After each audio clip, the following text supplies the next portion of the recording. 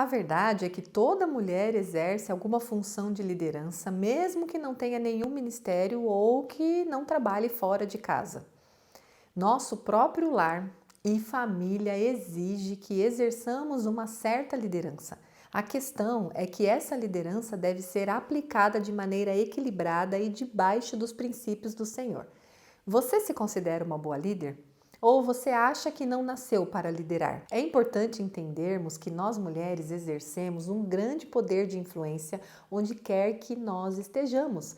Como vemos na primeira história bíblica envolvendo a humanidade, Eva, uma mulher, foi influenciada pela serpente e parece que ela tomou para si esse poder de influência, onde naturalmente ela influenciou Adão para desobedecer a Deus também.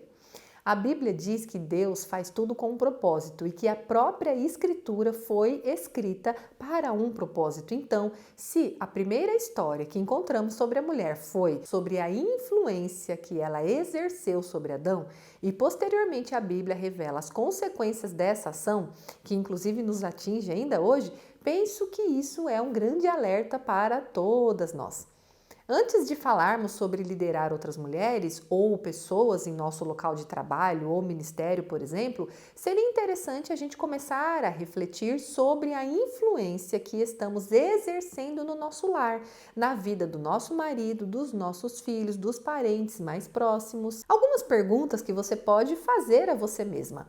Eu aproximo as pessoas de Jesus ou eu afasto essas pessoas de Jesus com as minhas ações?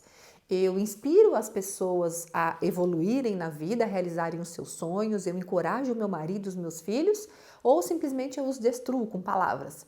Eu influencio as pessoas a agirem com bondade, porque as pessoas veem bondade em mim, ou eu sempre sou uma pessoa rígida que estou sempre colocando ali regras e funções e cobrando.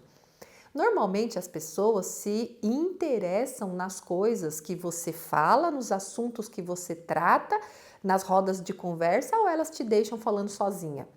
Você consegue atrair e engajar pessoas nos seus projetos, sejam esses projetos uma festa, uma reunião em família ou projetos ministeriais e até mesmo profissionais? Se essas respostas forem positivas, significa que você exerce um grande poder de influência sobre a vida das pessoas que estão aí à sua volta.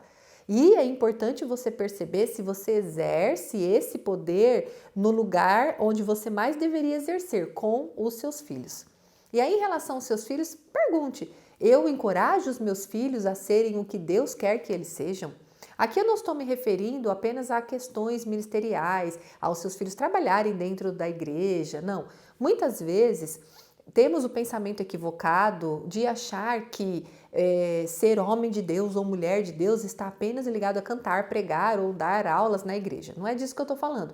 Deus tem planos e propósitos para os nossos filhos, seja como advogados, seja como professores, seja como médicos, seja trabalhando num consultório como um dentista, fisioterapeuta ou com uma psicóloga, uma filha que seja confeiteira, trabalhe na cozinha, trabalhe num salão de cabeleireiro, na administração de uma grande empresa, no atendimento de um comércio, enfim. Deus tem planos distintos para os nossos filhos e será que as influências que você tem exercido sobre os seus filhos têm contribuído com esse propósito de Deus na vida deles? Ou simplesmente você quer que eles sejam o que você não conseguiu ser ou quer que eles sejam aquilo que você acha que as pessoas vão falar que, ó, que mãe maravilhosa?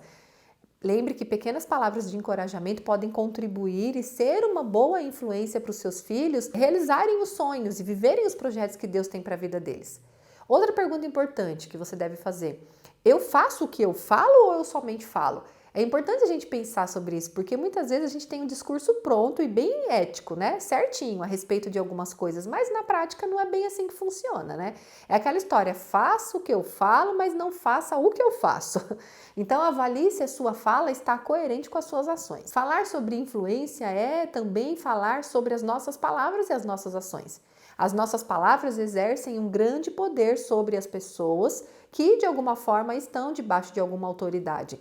Isso através dos filhos, através de alguma coisa relacionada ao seu trabalho, ou algumas pessoas que te admiram, que se inspiram em você. Por isso é importante você pensar antes de você colocar a sua opinião ou você colocar as coisas como uma lei, como uma regra.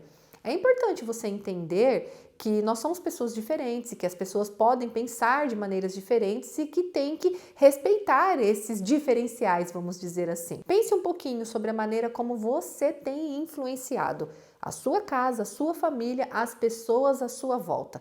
E se você percebe que de repente as suas palavras não são de construção, se você não é uma parteira, como dizem, mas uma coveira, ou seja, se as suas palavras são de morte, de destruição, de desconstrução, se arrependa.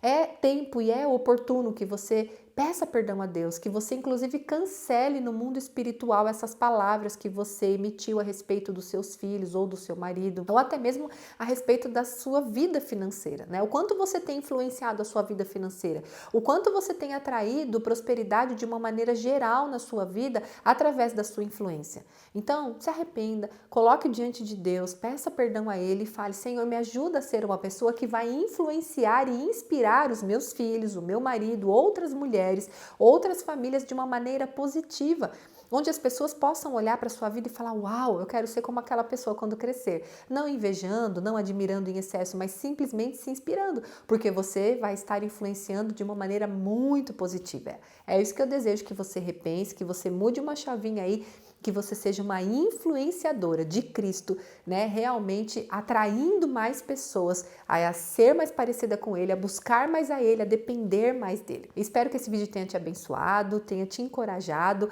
a buscar ser mais parecida com o Senhor, para você influenciar as pessoas a serem mais parecidas com Ele também. Deus te abençoe, até o próximo Drops Emocionais. Curte o vídeo, compartilha. Se não é inscrita no canal, se inscreva e a gente se vê.